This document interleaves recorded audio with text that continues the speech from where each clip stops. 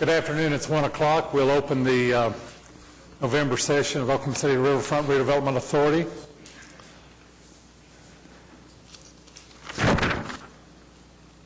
Begin with items from the chairman. Our chairman is not here today, and I'm the vice chair, but item A is adopt a resolution marking the 20th anniversary of the original MAPS program and thanking the Celebration Committee for their valuable assistance in commemorating the important milestone of Oklahoma City's history. I might add that it's kind of a shame that Chairman Norick isn't here, because he's really the one that needs to be congratulated, because he shepherded this more than anybody else. So I just wanted to add that. But anybody else have a comment about that? Is there a motion? Been moved and seconded. Record your vote, please. Yeah. Item is approved. Item B is update of Oklahoma City Riverfront Redevelopment Authority committee activities. Does anyone have any committee activities to report? All right. We'll move on to item C, update of MAPS 3 Oklahoma River subcommittee activities. Anybody have anything there? Okay.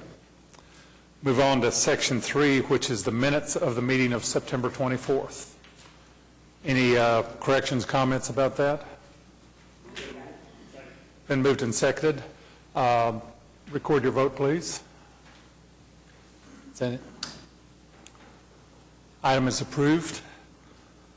Item 4, consent docket. We have 2 items on the consent docket. The meeting minutes. I'm sorry? The meeting minutes or is the next? We just approved them. Oh, okay. I'm sorry. I thought you were moving the update. Did I mess up? No, that's okay. I don't know if I did or not now. You did. Okay.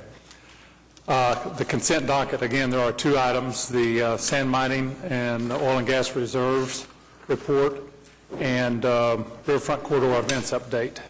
Any comments or Mr. Chairman, I'd like to make a comment on the report on the mining and the oil and gas revenues. It's been improved very significantly because you have a perspective of how we're doing compared to last year. And then I think the next step, if we ever get there, would be some kind of a graph that showed me a year's results, ups and downs. We'll be glad to do that. You'd like to see that every report? I think it would be helpful. Okay. We'll make sure that gets done.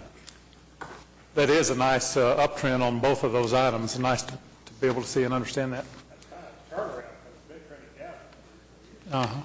I'll just kind of like see some type of year-to-date comparison, maybe 2 years-to-date comparison, 2 years ago. Any other items on the consent docket? Is there a motion to approve? Been moved and seconded. Record your votes, please. Item is approved. Move to item 5, the primary agenda item. Item A is receive MAPS 3 project update. Mr. Chairman, members of the trust, David Todd, the MAPS office program manager, is here today to make a short presentation on new and exciting things going on down on the river having to do with MAPS 3. Good afternoon, Mr. Vice Chairman, members of the trust. I appreciate the opportunity to give you this update on MAPS 3 activities. A lot of this you've seen, but just a quick recap. We have 4 phases that MAPS 3 is doing at the river. We have the lighting and the windscreen. Then we have the race course systems with the starting systems and the lighting and such. And then we have the whitewater facility. And then phase 4, which is further out in the program, is some additional items that can be added at that time, whether it be expansion of the whitewater facility or additional lighting or expansion of the windscreen. So real quickly, the race course lighting improvements, as you probably know, are complete. They're operational and they've been used down there. The race course windscreen is in design and final plans are complete, but we're holding those until spring of this year because we want to get a better feel for the whitewater facility, which will bid February, March, right around in that time frame is when we plan on having that out. And construction will take a little over a year. We're estimating about 15 months or so. And then the phase 2 improvements have been approved by the subcommittee and the advisory board. They're going to council, this next council meeting on the 3rd, I believe, for award of a construction contract. So those Phase 2 improvements includes some additional, improvements on the sound system, some improvements on the race course system itself. There's a scoreboard. There's some towers at each of the starting points along the river. There's a lot of small pieces that together will make this a much better race course. So as I said, that construction contract is coming to council for award at the next meeting. Real quickly, I'll show you some of the latest renderings that we've received from the consultant for the whitewater facility. This is an aerial view of what the whitewater facility will look like. This is north is to the top. It's right up against the river. You can see the white shapes are the buildings that will service the whitewater facility, and at the right is the pond, if you will, where the whitewater facility will begin, and then the two channels that wrap around. I don't know if you got to see the video and the presentation that was done that was online. It was on YouTube, and it's available through the Maps 3 links of the model that was done in Denver. It's quite exciting. So here's another view. This is looking east. And in the foreground, you can see the building that will house the ticketing facilities, the administrative offices, restaurant, the pro shop, those kind of activities. And then a little bit kind of east of there and south a little bit is one of the service buildings where the kayaks and the rafts will be distributed. And you can see the conveyor belt in the distance and the starting point for the whitewater facility. This is a rendering of that building where the rafts will be distributed, and people will be able to get their life jackets and their helmets and their paddles, and then they'll get in the water just a little bit east of there and head on towards the conveyor belt that you can see back there on the left side. And this is a view looking from the east to the west. You can see that same building on the left, and there's the administrative building in the background there. This is the part of the whitewater facility that is very calm. Is pretty much as you finish, it'll be a very calm area where you would have to paddle back up to the conveyor belt. And this is a view of what it will look like from some of the bridge crossings looking across the channel. So you'll be able to see your family members going through there, and also during competition it'll be a great vantage point. Is this thing not lit? It possibly will be lit. That is part of the Phase 4 that I talked about in the future, that lighting could be added to this, but right now it looks like that it'll pretty much be a daytime activity. Well, that's not included in the current budget, you're saying? That's right.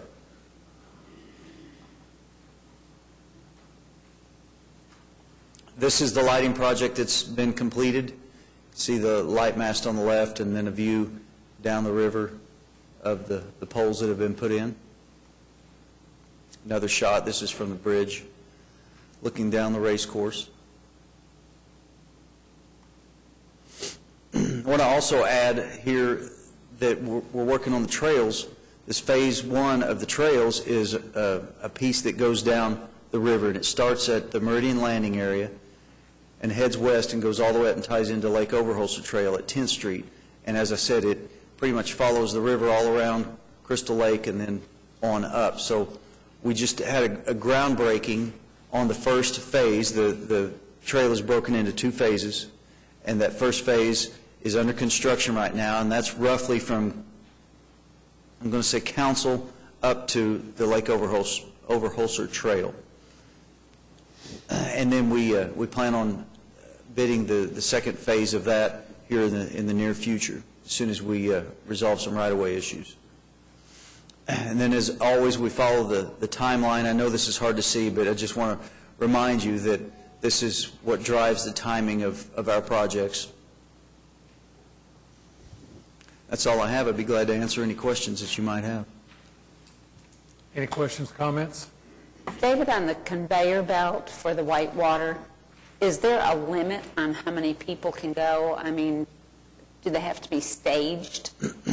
No, I think that the limit will really be a physical limit of how many people would get side by side, and I think it's going to be more of a linear series kind of a process where you'll paddle up and there might be two of you side by side, but that's all it's going to be able to get on there. And wouldn't anticipate there being any issues with how many people are on it if that's what you're worried about.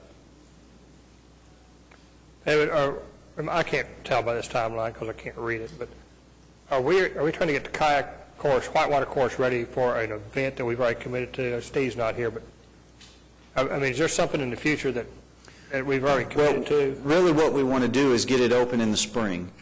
So we're looking Just at... for recreational, just for citizens' use, we don't have an event coming in, a national event or anything coming in anytime? Not that I recall. That we're pressed against, okay. Not that I recall. Like I said, we want to get it open in the spring so that we'll have the full summer to use.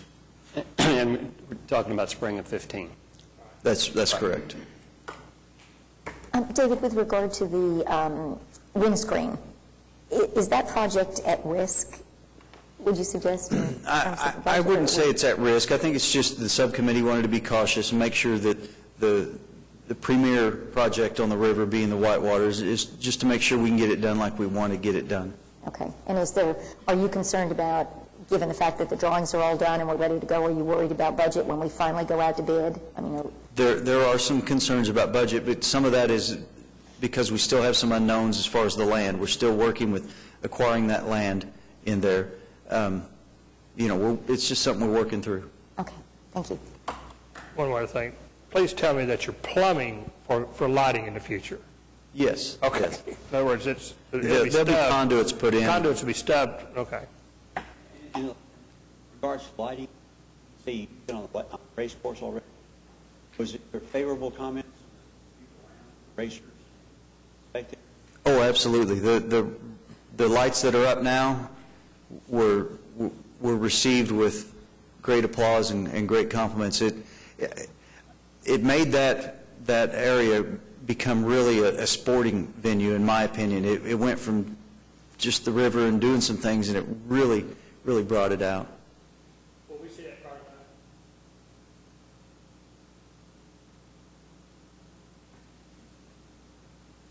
All right. Thank you. Thank you, David. Nice presentation. Is there a motion to receive that report? Been moved and seconded. Record your vote, please.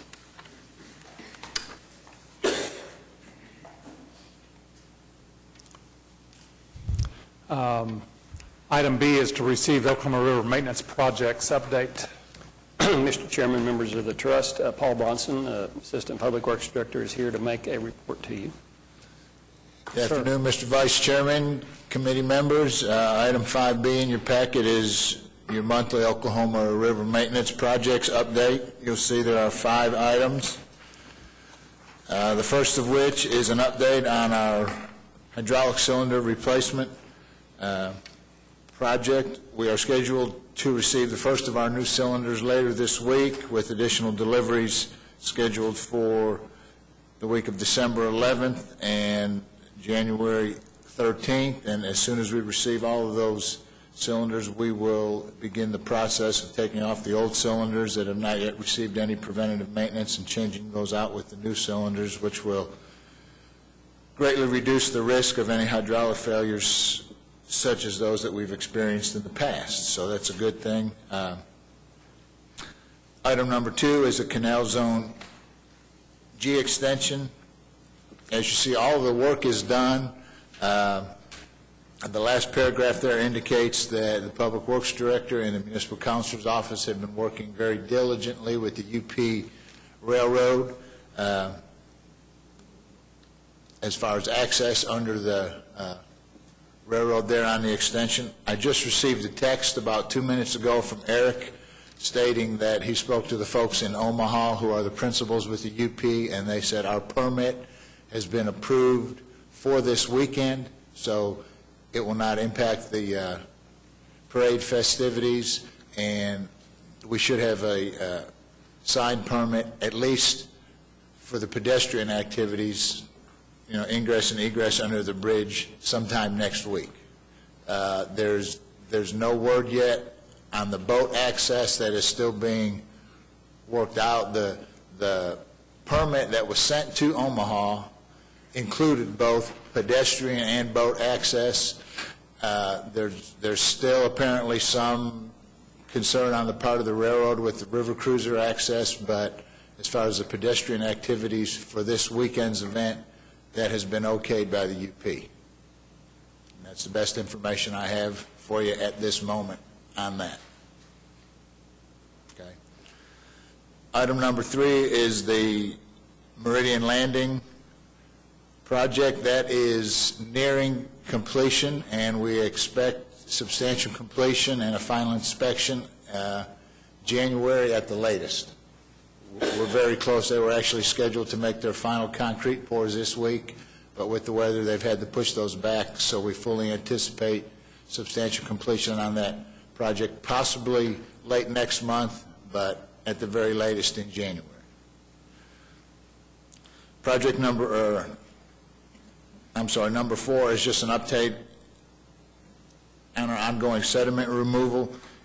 As you see, on the last report, I believe we indicated that we were close to 90% complete, but when we sent our city surveyor out there to actually survey the pile and verify the quantities, the contractor had overestimated, so actually we're right at about 77%, but we also think that that work will be completed early next year.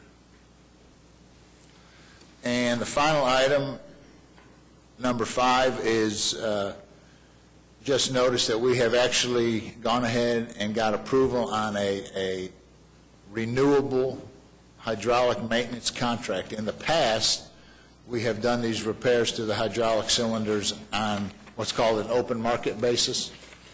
And we put together specifications, and now we have a permanent contractor in place. The contract is a 1-year contract with renewal clauses for up to 3 one-year renewals, and this will allow us the opportunity that if we do have an immediate need for repairs, we can call this contractor out any time of the day or night. All the items of work that would ever be needed on those type of repairs are included in the contract. We don't have to go through the process as we used to do under the open market and get 3 quotes for this type of work. We've got a contractor in place. We can pick up the phone at 3 in the morning on a Sunday morning and say, we've got a problem out here at the Brum Dam, we've got a leaking hose, and they'll respond immediately and get that taken care of. So it's a big improvement over the previous way that we did our maintenance. So, unless there's any questions, I would just request that the report be accepted as submitted.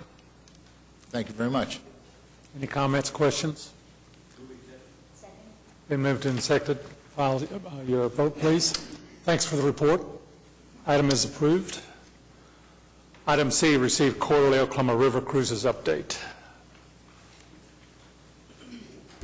Good afternoon. The 2013 season is winding down, and staff has been busy developing programs and schedules for the 2014 season. Part of the planning involves analysis of the previous year's ridership.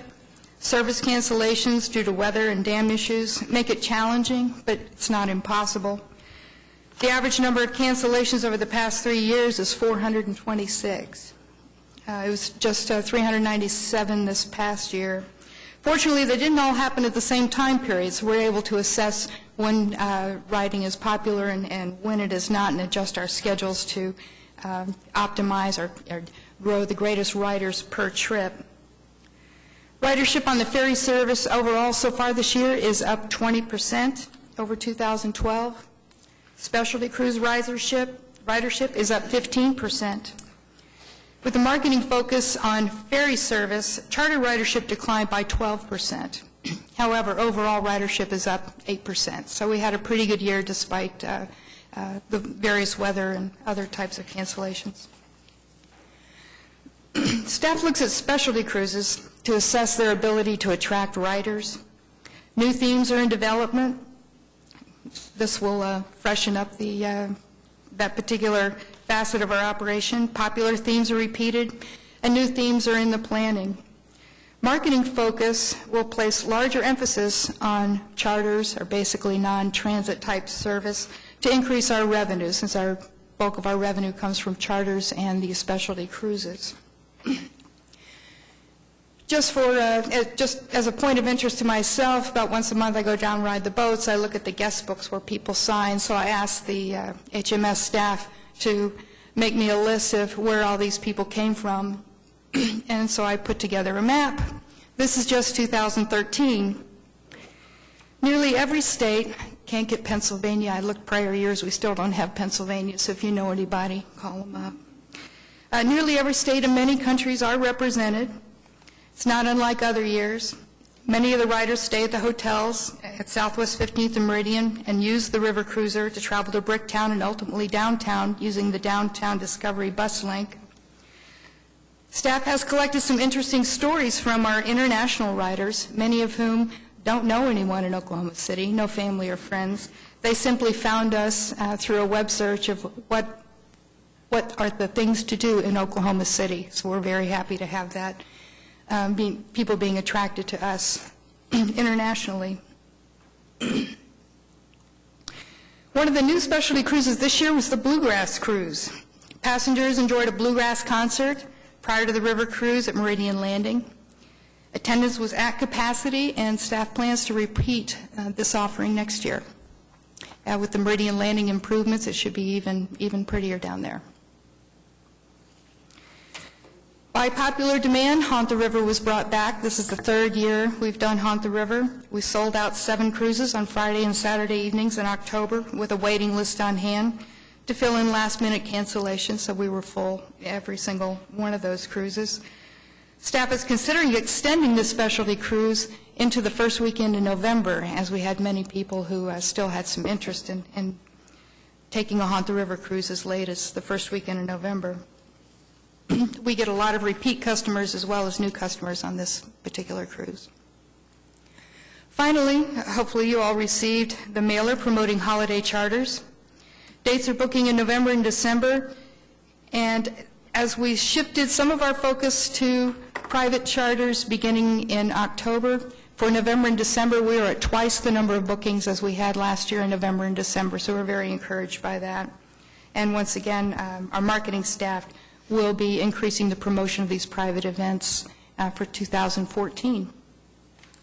And with that, I'll be happy to answer any questions. Anyone have questions or comments? Is there a motion to receive a report? Been moved and seconded. Record your vote. Thank you very much. Item D, receive unaudited interim financial statements for the period ending August 31st, 2013.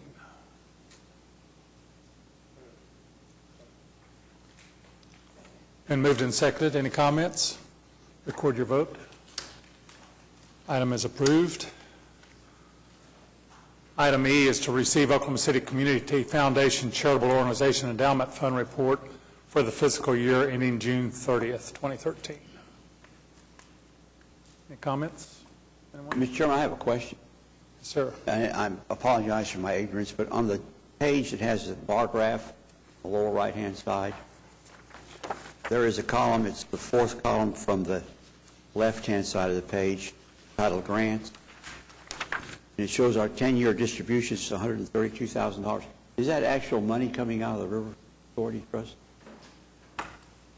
I'm going to ask my development director to answer that. I believe it is, but there are no distributions out of that fund. The amount that's referred to in here as a distribution is the amount that this fund would be eligible for distributions were we using our portion of the earned interest for projects. It's been the policy up till this point to retain those earnings, returning them to the corpus for further generation of interest income. And I think there's, but I think there was a discussion at one point about maybe the $1 million point being the break point at which we might consider then taking some of those and putting them on projects. But until that time, or until this body decides otherwise, those funds are simply put back into the corpus to generate further revenues. I think it's a great idea. I would suggest perhaps you want to look at how these particular monies are designated and think about that, because grants and disbursements creates the impression that we're giving money away. Well, and this is the nomenclature of the Community Foundation. This is not our internal report. Well, I think we ought to talk to them about it. It is a little fuzzy, and I'll be happy to visit with them. Thank you, Pat. Thank you. Any other questions or comments? It's just encouraging to see how the fund is growing, which is wonderful. And it won't be too long before we get to that $1 million mark, if all things go well. Is there a motion to receive the report? Been moved and seconded. Record your vote, please. The item is approved. Item F is to approve a memorandum of understanding with the City of Oklahoma City, the Riverfront Redevelopment Authority, Water Utilities Trust, Oklahoma City Zoological Trust, Oklahoma Department of Wildlife Conservation for the Close-to-Home Fishing Program. Any comments? Mr. Chairman, Questions? a quick question. Is fishing allowed in the river? Yes. Are there any fish in there? I'm willing to guess Fishing and yes. fish are not the same thing. I'm going to guess that there are. Do people actually catch fish? I would confirm that there are, yes, sir. Good. Edible fish or just fish? Yes, sir. Yes. Thank you. But Wendell, can people take boats? Can you fish from the side, or do people put boats into the river to fish? Both. Okay. Yes. I actually thought I saw that when I was on one of the cruises, and I didn't realize that you could put a boat on the river. So. Yeah, in fact, the Department of Wildlife Conservation has provided funding, I believe, for at least one or two of the boat ramps that exist in the river for that purpose. That's correct, Mr. Clyers. I will point out that what ODWC, the Wildlife Department, is requesting as a part of this renewal is that two bodies of water be removed from the close-to-home list. One of those is Stinchcomb Wildlife Refuge, but the other is the Oklahoma River. Now, that doesn't mean that one can't fish there. It doesn't mean that one can't catch fish. It doesn't mean that ODWC will not help us in the future, but they did ask to remove it from the close-to-home list because we can't assure them that we'll not need to drain it various times for work such as you've heard spoken of today, and that has a dramatic effect on the fishery when we have to drain that body of water.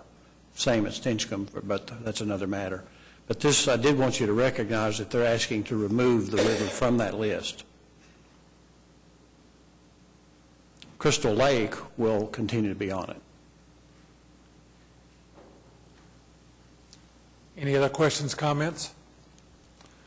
Is there a motion to approve? Been moved and seconded. Record your vote, please. The item is approved. Moving on to item G, which is to approve the Oklahoma City Riverfront Redevelopment Authority regular calendar meeting for the year 2014.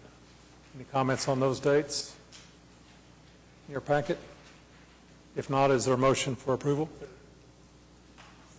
Been moved and seconded. Record your vote, please. Item is approved. Item H is to recommend the general manager approve revised operating rules and regulations for Crystal Lake as submitted by the City Care, Inc. Anybody have anything to say I on wanted this? clarification. It was the nightly fee. It was, I don't know whether it's probably written correctly, but it's per group, not per person. I think it was $50 a night or something like that. I think it's per group, I believe. In other words, as they use this, not per. I didn't know what page it was on, but there was on the fees. I'm sorry, I couldn't. The charge for the nightly charge, that's for the group, not per person. That was for the group, Okay, correct. because it wasn't written clear enough to understand. That's what I assume. Yes. Is it like $50? Is that right? Something like that? Yes, it was $50, yes. Mm-hmm. That's all I had. Any other questions, comments? Is there a motion to recommend approval? Record your vote, please. Item is approved.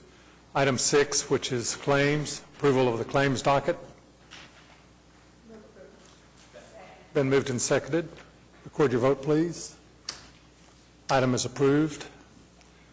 Item 7, comments by the staff. Number 1, the Development Director's report. Pat? Mr. Chairman, just a couple of items to bring to your attention. First being the holiday boat parade coming up this Friday. Hope all of you will have an opportunity to attend. Bring your families and guests. If you need passes for the viewing areas, please let me know and we'll get those to you. Additionally, we have the 20th anniversary of the MAPS celebration. It was referenced a little earlier in our resolution. This is an amazing milestone for this community, and one that I think makes all of us look back and say, what happened? The time traveled so quickly for all of us 20 years ago from that election date. But would encourage you to check both my report and others that will be available to you for all the various events and activities around that milestone date. And then otherwise, we do have a good news story from the Boathouse District. They have received advance funding from one of their benefactors to allow for early construction of the zip line across the river, and that's one of the things that I think has really captured the imagination of a lot of people here in Oklahoma City. People, if they're not asking about the whitewater first and foremost, they're asking about the zip line. So that facility will be up and under construction shortly, with the expectation it'll be ready for the summer season. And then our next river stakeholders meeting will be Wednesday the 4th in the Finish Line Tower on the 4th floor, and we will receive a briefing from University of Central Oklahoma executives about their boathouse project, which is coming down the pike very shortly. If there are any questions, be happy to address them. Otherwise, would request that the report be received as submitted. Pat, I did have just a quick question about the venue. I had an email that said it was at the Finish Line Tower, and then one that moved it to the second floor of the Devon Boathouse. You are correct. Okay. Yeah, that is a change that was done since my report was printed. Yes, it is on the second floor of the Devon Boathouse in the newly remodeled high-performance training center. So you just take the elevator up to the second floor and step out, and you'll be right where you need to be. Any other questions or comments for Pat? Larry? Yeah, question, Pat, and I know I have a vested interest in this, but the Meridian Hospitality area was going to put together a business improvement district, try to get that going, to increase the sustainability of that area and to improve the quality of the ambiance and the services that were open to the public who would visit it. With the West Trail now a reality, with groundbreaking being done, with the work that's been done on Crystal Lake and these uses here, and with the other, it seems to me that the Meridian area is a very important part of the overall viability of the river itself. Can you comment on how the progress on the bid is going, and my negative comment that the last several stakeholder meetings of the river have not included anybody from that area in that meeting? Well, the stakeholder meeting is simply, I think, a matter of timing with respect to the people in that area that are able to come. But we've certainly encouraged the major players in the Arrow Meridian Hospitality Corridor to plug in a little more directly to the river stakeholders meeting, because I think there are issues of mutual interest always discussed at those. So hopefully we'll see a few more friendly faces from that group at our December 4 meeting.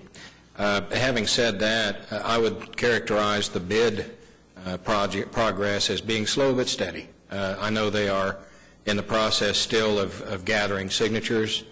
I sense that there is still a general feeling that the group wants to move forward. I've been in touch with the city staff that's helping to coordinate that area, or that effort. So I don't see any indications of a reversal at all. I just think this is a slow and steady pace, and that's a bit the nature of the beast in this case. Pat, would it make a difference where we held our stakeholders meetings as far as the Meridian folks?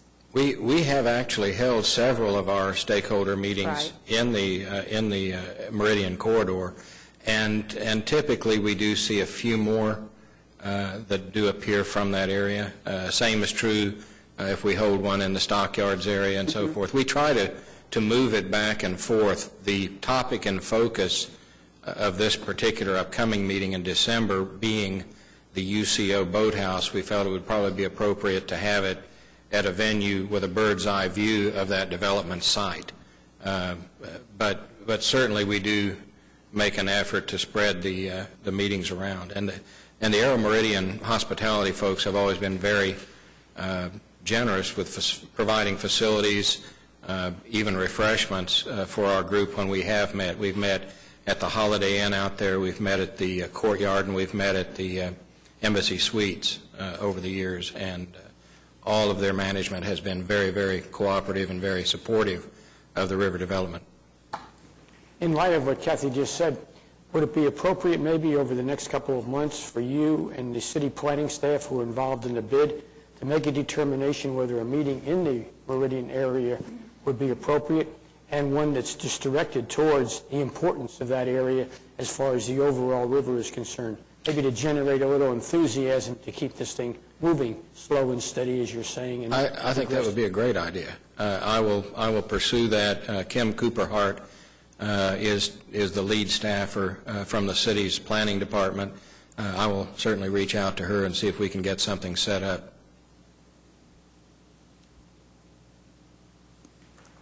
Other questions or comments of Pat? Thank you, Pat. Is there a motion to receive the report? Been moved and seconded. Record your vote, please. Item is approved. Thank you. Does anyone on the trust have any additional comments they would like to bring forward? Do we know how many boats we have in the parade? I do not have a boat count. I had heard the number 24, but I will tell you that every year we have last-minute entries and we have last-minute dropouts due to everything from illnesses in a family to mechanical difficulty with the boats to so forth. So I think it's 20 plus. I really couldn't provide a firm number at this point, but that's a fair guess. Anything else from anybody on the trust? Anybody in the audience have something they'd like to bring before us? Hearing none, I'll accept a motion for adjournment. Thank you.